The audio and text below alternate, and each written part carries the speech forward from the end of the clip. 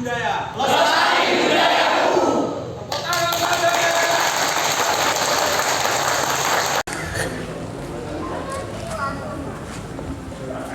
Mas Tris ada lampu untuk pemain itu. Assalamualaikum warahmatullahi wabarakatuh. Waalaikumsalam. Salam sejahtera, salam budaya. Tadi sebenarnya sudah banyak sekali disinggung dan kami mengucapkan terima kasih atas ilmu pengalaman dari budaya serta masyarakat yang tadi sudah memberikan pemahaman, pengertian serta wawasan yang begitu sangat luas sekali. Dan tadi memang saya agak kaget juga karena FGD pada malam hari ini bisa menghadirkan seluruh pelaku seni ketoprak di Klaten. Dan memang selama ini kalau boleh jujur, teman-teman pelaku seni ini kan banyak mengalami kendala, terutama di dalam perencanaan, pelaksanaan maupun dalam tahap evaluasi. Dalam perencanaan terutama seperti Kangen Budaya sendiri, setiap tahun kami melakukan pentas ketoprak dan besok tanggal 27 Agustus kami melakukan pentas ketoprak dengan lakon Rombelawi Gugur. Dan tadi sempat disinggung sama Mas Arif, kenapa kita selalu mengambil setting Singosari sampai Mojopahit dan kenapa tidak Klaten sendiri yang kita angkat. Tentu kalau kita bicara Klaten, maka betul tadi yang dikatakan oleh saudara dari Bapak dari Tarsi tadi bahwa Klaten ini kan sebenarnya arusnya lebih kuat kalau dibandingkan Jogja dan Solo, karena Klaten sendiri sebenarnya ini kan kerasnya Mataram kuno sebelum, bahkan jauh hari sebelum muncul Singosari sama Mojopahit. Nah tentu kalau kemudian kita bicara cerita-cerita masa lalu di Mataram kuno juga banyak sekali. Tadi seperti singgung tentang Candi Prambanan misalnya, Rakyat Ikatan, kejayaan Mataram itu di Klaten terutama di Jawa Tengah. Nah kemudian kalau untuk Klaten sendiri, saya pikir untuk masa Mataram awal, Mataram Islam awal, misalnya ada kisah-kisah tadi yang disebutkan Kiai Melati. Kemudian di Kelatah Klaten Selatan juga ada Kajuran Panembahan Romo. Dan ini saya belum pernah mendengar cerita ketoprak khusus mengangkat tentang kepahlawannya Panembahan Romo ketika pemerintahan Amangkurat I. Nah ini kalau bisa kemudian misalnya seperti Mas Arif bisa mengangkat membuat naskah tentang perjuangan Panembahan Romo ini, walaupun ini masih pro kontra ya pada waktu itu, tetapi saya meyakini bahwa Panembahan Romo ini adalah seorang patriotik yang sangat ulama karismatik waktu itu, karena memang ada pendiskreditan dari pihak Belanda untuk nama baik Panembahan Romo ini kemudian menjadi jatuh di mata masyarakat. Nah, harapan kami pada pemerintah daerah Kabupaten Klaten terkait dengan, saya yakin semangat dari teman-teman pelaku-pelaku budaya khususnya ketoprak ini masih sangat tinggi di Kabupaten Klaten. Namun memang selama ini saya melihat pemerintah daerah selaku jati diri penanggung jawab pada pemenuhan hak-hak kebudayaan warga negara ini, saya pikir memang masih perlu dioptimalkan lagi. Nah tentu ada keperpihakan dari pemerintah daerah dan bagaimana kemudian bisa memfasilitasi sebagai fasilitator ke depan, karena memang FGD ini kan sebenarnya tidak hanya berhenti pada acara pada malam ini. Dan tadi saya berharap bentuk forum FGD ini kan misalnya tidak satu arah misalnya seperti ini, kali membentuk lingkaran dan kita benar-benar mendiskusikan apa kendala-kendala, apa yang harus kita hadapi ke depan.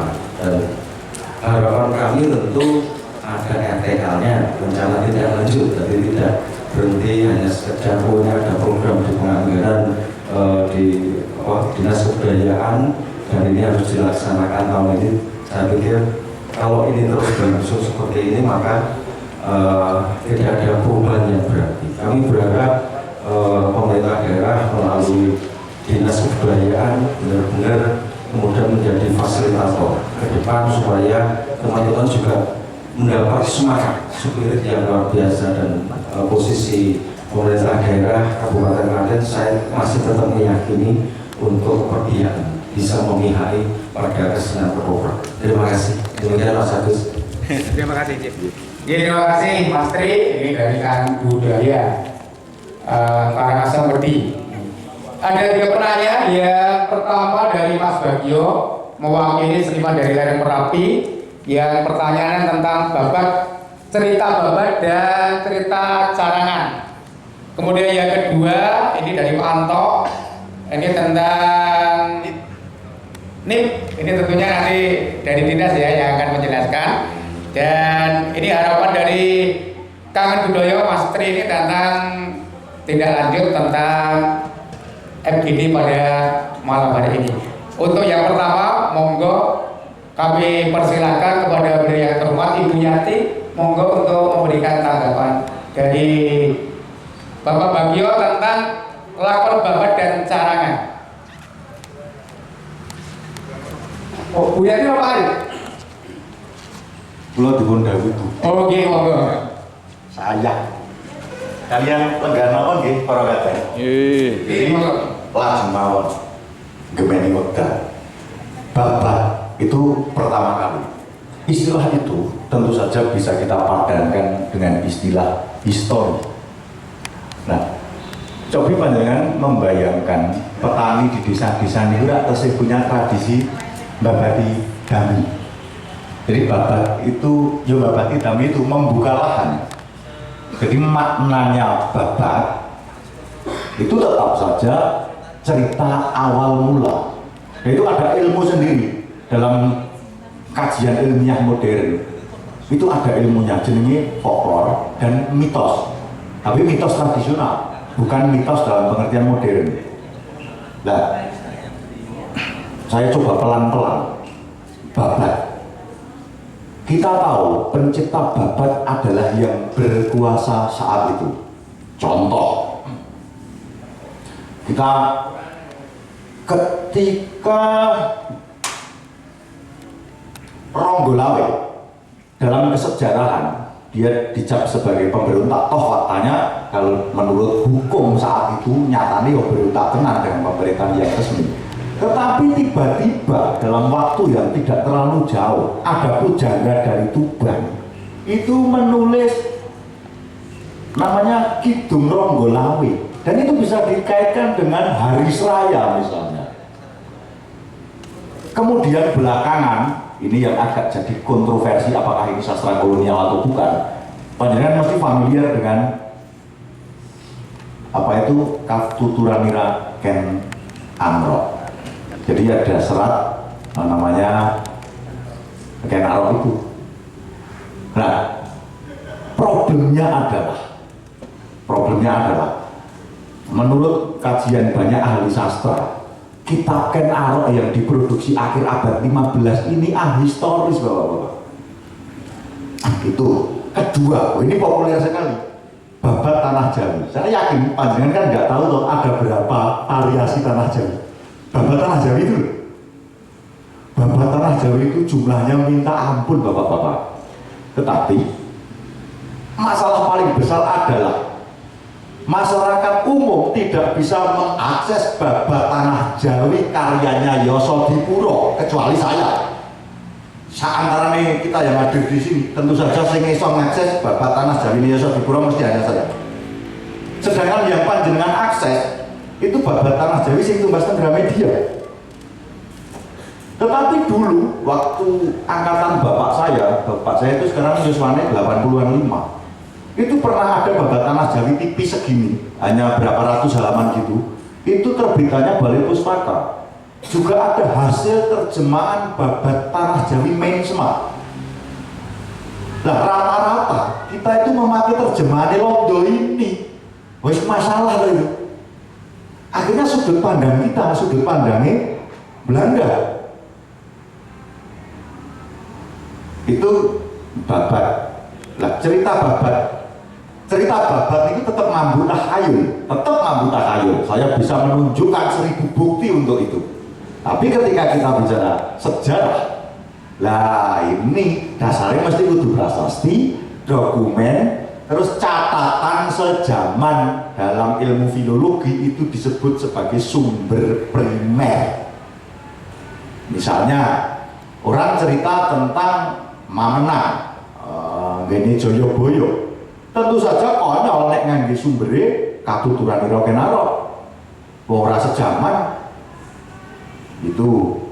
Jadi nyuwun sewu, Pak, babat itu tetap rodo mambu folklor, tahayul, pokoknya sing rodo masuk akal pasti iya. Nah, maka kita hari ini harus menafsirkan itu. Misalnya contoh Panembahan Senopati topo neng gisi ing samudra dan mancingan itu tertulis cetot babat Tanah Jawi sing topo niku daerah Dukuh namine mancingan. Horeg bumi Prakampita pradala mangambak-ambak. Wah, terus jedul melesat ke angkasa ceritanya Mangkunegara papat ten Wedotama. Terus malih Cahayu ngaku ditekoni Ratu Kidul. Coba kita tafsirkan bahwa itu adalah perkawinan Senopati yang kita melakukan perpindahan dari pesisir laut yang kita menguasai transportasi laut, wong nyatane terbukti Reinha di Japara, Senhura Podirosa, ono wong wedok hebat banget menguasai militer laut, jenenge Kali Nyamat. Reinha di Japara, Senhura Podirosa, saking terkenal ya. Kekayaane swasta kok ngumpuli kekayaane negara piye. Lah itu Kali Nyamat. Sekarang kita tafsirkan, jebule Senopati merancang kekuatan air. Misalnya mboten pripun? Wong nyatanya itu terwariskan kepada Sultan Agung. Senopati Amangkurat-Jawi Sultan Agung rak ngaten. Kekuatan lautnya hebat loh Sultan Agung. Mangkat dietek itu loh. Dan kita punya tradisi gawe kapal sing loh. Nah, itu. Tetapi nek historis tentu saja sumbernya tadi kudu enek dokumen, prasasti, catatan sejaman, wajib. Babat kalian menapa wau? Carangan itu bisa dua hal. Siji pancen sing gawe iki ra sumber. Ping telu memang dia ingin berkreatif. Ya carangan ora apa-apa, wong nyatane apik. Buktinya film Thor. Nggih mboten? Buktinya film Superman. Dan buktinya lagi ada film yang termasuk sekarang film terlaris sepanjang sejarah dunia perfilman. Judulnya film itu Avatar. Itu carangan gede apik terus muatan nilainya luar biasa ya jadi tidak apa-apa Pak. Misalnya yang belum pernah ada dalam cerita ketoprak tapi tidak pernah ditampilkan karena ketoprak kita terlanjur gawe angan-angan gede, gawe setting gede. Lah kok pisan-pisan nampil ke satu kelir niku padune Raden Wijaya karo bojone. Masalah ra dituwake pupur apa benges, kok pisan-pisan gitu. Nah, begini Pak. Bapak-bapak nanti sampai di rumah buka YouTube, ketik ada film itu sudah kira-kira 50 tahun tetap nongkrong paling atas ratingnya. Film itu apik banget. Itu tentang keadilan di Amerika. Bagaimana juri-juri di pengadilan. Wah itu bermain akal. Judulnya 12 Angry Men. Itu film apik banget. Dia main hanya dalam satu ruangan, satu setting Pak. Dan digarap sedemikian rupa menghitam putih apike kaya ngono. Sampai tahun ini film itu terus nongkrong teng Budi. Kenapa ketoprak tidak berani ngono kuwi? Tapi beberapa bulan yang lalu saya menemukan dokumen terpidana maling teng Jatino. Itu tahun 1810. Saya baru saja nemu dokumen maling di Jatino. Terus dicekel kali polisi ing negari Surakarta. Kenapa tahu tidak pernah digarap yang seperti itu? Oh itu sejarah. Dia itu sejarah wong cilik. Sedangkan panjenengan harus ingat, ketoprak itu lahir untuk apa? Kan untuk melawan narasi gede, narasi agung. Napa niku narasi agung? Wayaku wong, Pak. Itu kan dulu pertarungan sejarahnya. Nah itu carangan buat nopo-nopo. Terus sebelum saya akhiri, kalau tak cerita semenit, pada 3 tahun yang lalu saya melakukan penelitian. Kebetulan dalam penelitian itu yang akhirnya saya tulis jadi makalah, itu saya menemukan dokumen jebule wong Klaten iki merdeka saktenane lagi tahun 47 sasi Melimo. Jam 12 awan 12.00 kita memutuskan telegram dengan negara Surakarta, dan itu ditotoi nganggo marus, ditotoi nganggo pecahin dodo utahe video. Tapi kenapa itu tidak pernah disampaikan, Pak? Perjuangan yang seperti itu hanya karena kita wong Klaten ingin gabung karo negara anyar yang namanya Indonesia. Kita sudah muak dengan feodalisme, maka kita melakukan perlawanan. Terus awake dhewe mempengaruhi wong Boyolali, gelem melu, selagi gelem melu. Nah, itulah. Terus Panembahan Romo. Kalau ingin mengetahui itu, menurut saya, Mas, naskah yang paling baik itu harus bersumber dari catatannya Pak de Graaf. Karena itu yang paling bagus. Karena ada dokumen rigid, terukur, dan valid. Menurut saya, yang lain-lain karena uang londo ora seneng nafsir kising mokal-mokal, jadi itu menurut saya secara akademik bisa dipertanggungjawabkan. Ini Pak de Graaf. Ampun, matur nuwun.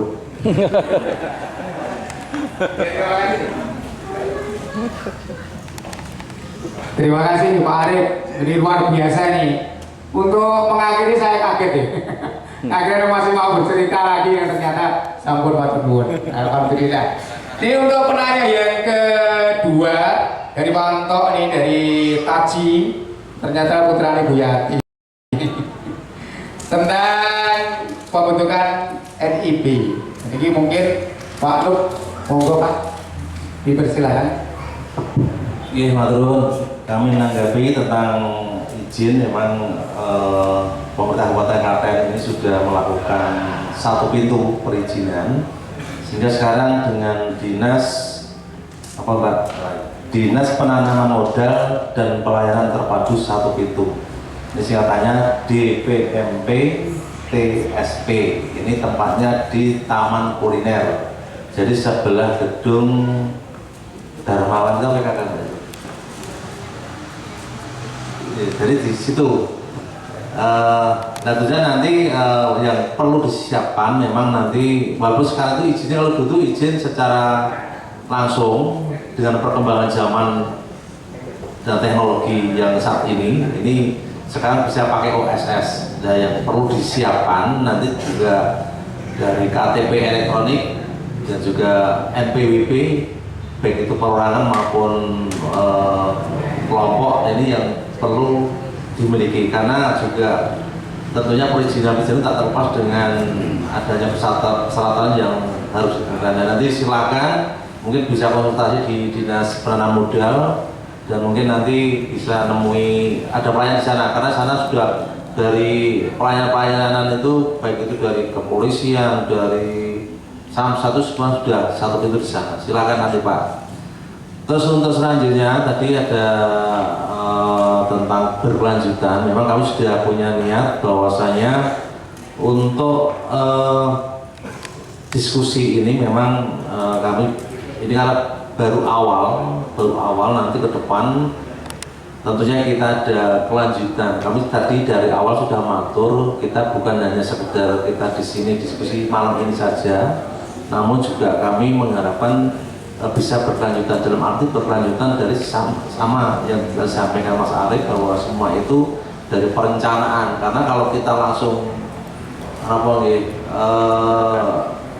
babakan budget, terus terang kami juga punya perencanaan tersendiri, karena perlu kami sampaikan dan diketahui oleh Bapak Ibu semuanya bahwa kalau suatu pemerintahan itu seandainya akan menyusun suatu anggaran di tahun yang akan berjalan, misalkan sekarang tahun 2023, ini tahun 2022 sudah menyusun.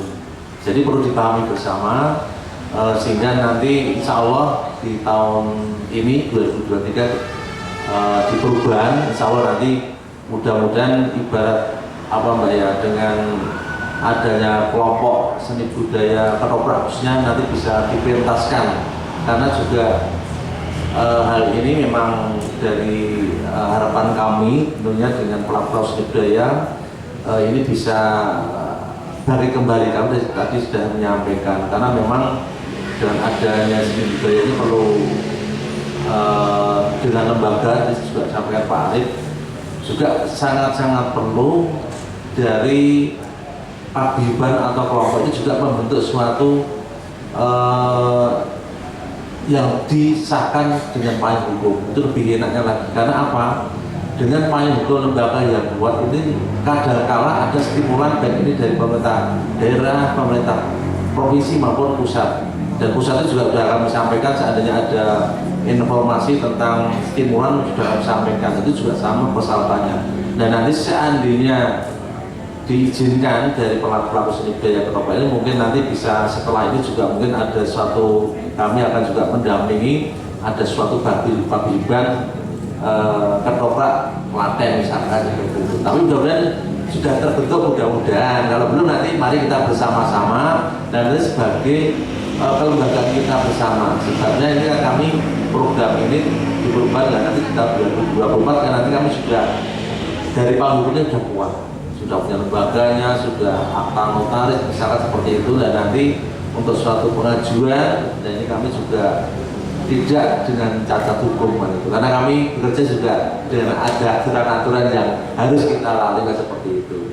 Jadi monggo nanti kita tetap selalu sinergis dengan pemerintahan, karena kami juga dengan teman-teman sudah punya niat bahwasanya ketoprak kita bangkitkan kembali, walaupun dulu-dulu itu juga sudah masuk di hati masyarakat, namun kita punya pekerjaan rumah bagaimana budaya ketoprak ini bisa masuk di hati masyarakat kembali. Ini harapan kami itu. Mungkin itu jawaban dari kami. Monggo nanti bisa konsultasi di Dinas Penanaman Modal, atau juga nanti bisa lewat dengan IT Google-nya apa Mbak? Oh ya, dan dari kepala bidang sudah bisa menambah. Monggo. Pak Kadin, kaitan dengan pengurusan nomor induk berusaha, tentunya memang ini diperlukan untuk semua pelaku usaha, termasuk pelaku usaha seni, penjelasan semua. Ini saya bertanya dulu, apakah sudah ada yang memiliki NIB, nomor induk berusaha? Belum. Berarti belum semuanya, ya. Jadi sebenarnya tidak hanya ketoprak, namun pelaku seni yang lain juga diharapkan mempunyai nomor induk berusaha. Nah, kami sempat WA-an dengan DPMPTSP saat ini juga. Jadi gini Pak Kadin, ini nanti siap memfasilitasi. Jadi terkait dengan penerbitan NIB ini, nanti dijadwalkan saja Mbak Maria kapan kita bertemu, kemudian untuk diadakan sosialisasi NIB dulu untuk pelaku seni, kemudian bareng-bareng pada saat itu juga diterbitkan NIB-nya. Namun panjenengan harapannya membawa nanti form nanti kita sampaikan, antara lain tadi seperti disampaikan Pak Kadin. Sebentar, ada nomor NIK, ya. Kemudian alamat emailnya ini yang aktif Bapak Ibu, kemudian nomor HP aktif, NPWP bila ada, kemudian nama usahanya, jadi namanya pelaku usaha seni apa gitu. Kemudian juga nanti ada alamat usaha, penghasilan per tahun, ini tetap walaupun nanti tidak diisi juga ada form itu disampaikan, ya itu. Jadi nanti kita siap memfasilitasi Bapak Ibu semua, mungkin bisa dijadwalkan, namun membawa beberapa form tersebut dan gratis Bapak Ibu. Jadi untuk pengurusan nomor induk berusaha ini gratis. Karena sebenarnya penjenengan bisa membuat sendiri sebenarnya, namun perlu didampingi, kami siap memfasilitasi. Nanti untuk dijadwalkan kembali ini. Jadi jangan titip, ya titip dengan calo biasanya sok bayar. Jadi sebenarnya gratis, gratis kami sampaikan karena pernah ada yang mengeluh bayar. Makanya Pak Kadin, jadi intinya siap memfasilitasi dengan DPM PTSP. Karena kadang kalau ke MPP nanti ya enggak, karena bareng-bareng saja. Nanti kita mengundang DPM PTSP. Nanti Oke, nanti silakan kalau bisa nanti juga bukan hanya nomor induk perusahaan tapi nomor induk pelaku seni juga ada, kami sudah memprogramkan. Jadi yang hadir ini bagi yang belum punya nomor induk sebagai pelaku seni silakan nanti dengan Mbak Maria, itu sudah kami programkan. Dan juga jangan lupa seandainya nih, karena kita juga nanti sangkut pautnya dengan perpajakan kalau sudah punya soal izin Mbak. Nah itu biasanya itu setiap satu bulan itu ada laporan. Walaupun kita bukan suatu nilai menguntungkan, namun di suatu laporan kan nanti apa itu keterangan nihil. Soalnya saya mendirikan Sanggar Seni Budaya, padahal Sanggar Seni Budaya itu hanya pentas wayang kulit setiap malam Jumat Pon. Namun ketika sudah 1 tahun kami dapat surat dari Dirjen Pajak. Saya waktu itu ditagih 1 juta. Saya juga kaget. Wong Sanggar ini bukan untuk bonafit, hanya untuk pentas itu dengan sukarela. Mas Komang udah tahu di persis, Mas Garis juga udah tahu. Saya ditagih 1 juta. Akhirnya juga ternyata itu di Dirjen Pajak ini tidak saklek harus bayar 1 juta enggak. Dan alasan yang clear di lapangan ternyata juga tidak apa-apa. Akhirnya dikasih dia aja Mas, ditulis nihil kan gitu. Karena juga tidak mempunyai keuntungan karena kami mengeluarkan seadanya gitu. Jadi ini juga sebagai pengalaman kami, dan nanti seandainya dengan kaitannya dengan pajak, setiap laporan itu setiap bulan dan nanti dalam 1 tahun juga laporan. Jadi mungkin itu tambahan kami, silakan nanti akan difasilitasi dari dinas kami dan nanti akan dibantu. Mengatakan, monggo. Ya, tepuk tangan untuk Pak Kadin dan juga Bu Kadin, Pak Arif juga Bu Yati. Kita semakin malam, tepuk tangan semakin kurang semangat. Yuk kita tepuk tangan yang mulia. Terima kasih.